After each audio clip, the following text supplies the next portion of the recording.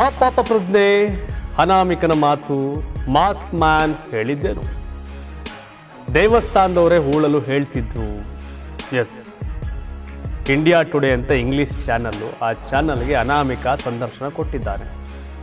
1994 2014 ಮಧ್ಯೆ 20 ವರ್ಷಗಳ ಕಾಲ ಧರ್ಮಸ್ಥಳದಲ್ಲಿ ನಡೆದಿದ್ದೇನು ಅಂತ ರಾಷ್ಟ್ರೀಯ ಸುದ್ದಿವಾಹಿನಿ ಇಂಡಿಯಾ ಟುಡೇಗೆ ಈ ಅನಾಮಿಕ ಮಾತನಾಡಿದ್ದಾರೆ. ಹೆಚ್ಚಾಗಿ ಹೆಣ್ಣು ಮಕ್ಕಳ ಹೆಣಗಳನ್ನೇ ಉಳ್ತಿದ್ದೆ.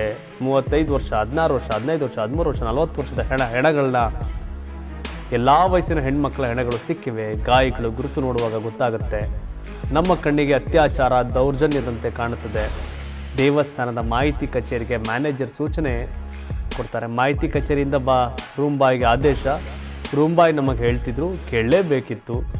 ದೇವಸ್ಥಾನದ ವತಿಯಿಂದಲೇ ಹೂತು ಹಾಕುತ್ತಿದ್ದೆವು. ಗ್ರಾಮ ಪಂಚಾಯಿತಿಯಿಂದ ಯಾರೂ ಬರ್ತಿರಲಿಲ್ಲ. 13ನೇ ಸ್ಪಾಟ್ನಲ್ಲಿ 70ರಿಂದ 80 ಹೆಣವನ್ನು ಹೂತಿದ್ದೇವೆ. ನೇತ್ರಾವತಿ ಅಕ್ಕಪಕ್ಕ ಅರಣ್ಯ ಪ್ರದೇಶದಲ್ಲಿ ಹೂತಿದ್ದೇವೆ. ಗಿಡಗಳು ಇದ್ದರೆ ಅಲ್ಲೇ ಗುಂಡಿ ತೆಗೆದು ಉಳುತ್ತಿದ್ದೆವು. ಬಾಹುಬಲಿ ಬೆಟ್ಟದಲ್ಲೂ ಕೇರಳ ಲೇಡಿ ಬಾಡಿ ಹೂತಿದ್ದೆವು. ಎಲ್ಲಿ ಶವ ಸಿಗುತ್ತೋ ಅಲ್ಲಲ್ಲೇ ಮಣ್ಣು ಮಾಡ್ತಿದ್ವಿ. ಶವ ಉಳಲು 5-6 ಮಂದಿ ಸಹಾಯ. ಆಗ ಇದ್ದ ಕಾಡಿಗೂ ಈಗಿನ ಕಾಡಿಗೂ ವ್ಯತ್ಯಾಸ ಇದೆ. ಇಷ್ಟು ವರ್ಷದ ಬಳಿಕ ತೋರಿಸೋದೇ ದೊಡ್ಡ ವಿಷಯ. ಮಿಷನ್ನಿಂದಲೇ ಕಂಡುಹಿಡಿಯಲು ಸಾಧ್ಯವಾಗಲಿಲ್ಲ. ನಾನು ಮನುಷ್ಯ, ಸಾಧ್ಯವಾದಷ್ಟು ಪ್ರಯತ್ನ ಪಡ್ತೇನೆ. ಈ ವೇಳೆ ಅನಾಮಿಕ ಒಂದಷ್ಟು ಪಾಪ ಪ್ರಜ್ಞೆಯನ್ನು ವ್ಯಕ್ತಪಡಿಸಿದ. ನಮಗೆ ಪಾಪ ಪ್ರಜ್ಞೆ ಕಾಡ್ತಿತ್ತು, ಬುರುಡೆ ಒಡೆದು ರೀತಿ ಕನಸು ಬೀಳ್ತಿತ್ತು.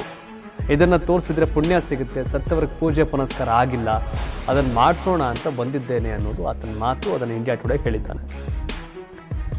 2014 ತುಂಬ ಹಿಂದೆ ಏನಲ್ಲ, 11 ವರ್ಷದ ಹಿಂದೆ.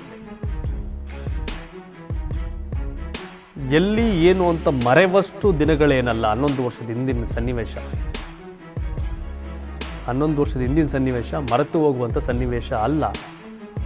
ಆದರೂ ಈತನ ಹೇಳಿಕೆಗಳು, SIT ಅವರು ಕೂಡ ಅವ್ನು ಹೇಳಿದ್ಕಿಂತ ಎಕ್ಸ್ಟ್ರಾ ಆಗದವರೇ, ಆಳಕ್ಕಾಗದವರೇ ಸಿಕ್ಕಿಲ್ಲ. 70-80 ಹೆಣ, 7-8 ಸಿಗಬೇಕಾಗಿತ್ತಲ್ಲ, ಯಾಕೆ ಸಿಗಲಿಲ್ಲ ಅನ್ನೋದು ದೊಡ್ಡ ಸಮಸ್ಯೆ. ಹೌದು, ಆತ ಹೇಳಿದಾಗ 40 ವರ್ಷ, 16 ವರ್ಷ, 15 ವರ್ಷ, 14 ವರ್ಷ, 20 ವರ್ಷದ ಹೆಣ್ಮಕ್ಳುಗಳು ಅತ್ಯಾಚಾರ ಆದಂಗಿತ್ತು ಅಂತ ಹೇಳ್ತಿದ್ದಾರೆ. ಕರಳು ಚಿರುಕನ್ನತ್ತೆ. ಅಯ್ಯೋ, ಅಷ್ಟೊಂದು ಬೀಭತ್ಸವಾಗಿ ಅತ್ಯಾಚಾರ ಮಾಡಿ ಕೊಲೆ ಮಾಡ್ತಿದ್ರ, ಏನು ಕತೆ ಅಂತ ಅನ್ಸುತ್ತೆ. 70-80 ಜನ ಒಂದೇ ಕಡೆ ಹೂತಾಕಿದ್ದೀನಿ ಅಂತಾನೆ ಮೂಳೆ ಸಿಗ್ತಾ ಇಲ್ಲ, ತಲೆ ಬುರುಡೆ ಸಿಗ್ತಾ ಇಲ್ಲ. ಇಲ್ಲ ಮನುಷ್ಯ ಕರೆಕ್ಟಾಗಿದ್ದಾನ, ತಲೆಕೆಟ್ಟೋಗಿದ್ಯಾ, ಅದಕ್ಕೆ ಅವನ ಮಂಪ್ರು ಪರೀಕ್ಷೆ ಮಾಡಿ ಅಂತ ಕೂಡ ಕೇಳ್ತಾ ಇದ್ದಾರೆ. ಅರ್ಥ ಆಗ್ತಿಲ್ಲ ಹೆಂಗೆ ಅಂತ. ಈಗೇನೋ ಕನ್ಸಲ್ಲಿ ಬರುತ್ತೆ, ತಲೆ ಬುರುಡೆ ಹೊಡೆದಂಗೆ ಆಗುತ್ತೆ, ಆ ಪಾಪ ಪ್ರಜ್ಞೆ ಅಂತ ಹೇಳ್ತಿದ್ರಿ ಅಂತ ಹೇಳ್ತಾರೆ. ಆ ಥರ ಮಾತನ್ನು ನಂಬಿ ಇಷ್ಟೆಲ್ಲ ಆಗಿದೆ. ಇವತ್ತು ತನಿಖೆಗಳಾಗ್ತಾ ಇದೆ. ಡೋಂಟ್ ನೋ ಮುಂದೇನು ಅಂತ. ತಾವೇನು ಹೇಳ್ತೀರಿ? ಅಲ್ಲೆಲ್ಲ SIT ಹುಡುಕಿದೆ. ಈತ ಹೇಳಿದಲ್ಲ 10 ಭಾಗನೂ ಸಿಕ್ಕಿಲ್ಲ ಹೆಣಗಳಲ್ಲಿ. ಒಂದೇ ಗುಂಡಿಯಲ್ಲೇ ಒಂದೇ ಜಾಗದಲ್ಲಿ 60-70 ಜನ 80 ಜನ ಹೂತಿದ್ದೀನಿ ಅಂತ ಹೇಳ್ತಾನೆ. ಬಟ್ ಅಲ್ಲಿ ಸಿಕ್ಕಿಲ್ಲ, ಗೊತ್ತಿಲ್ಲ ಏನು ಅಂತ. ತಾವೇನು ಹೇಳ್ತೀರಿ ಈ ಬಗ್ಗೆ, ಈತನ ಮಾತಿನ ಬಗ್ಗೆ? ಆತನ ಮಂಪರ್ ಪರೀಕ್ಷೆ ಮಾಡಬೇಕಾ? ಆತ ಹೇಳ್ತಿರೋ ಸತ್ಯನ ಅಂದರೆ SIT ತನಿಖೆ ಮಾಡ್ತಿದೆ, ಸಿಗ್ತಾ ಇಲ್ಲ, ಗೊತ್ತಿಲ್ಲ. ತಮ್ಮ ಅಭಿಪ್ರಾಯ ಏನು? ಕಾಮೆಂಟ್ ಮಾಡಿ.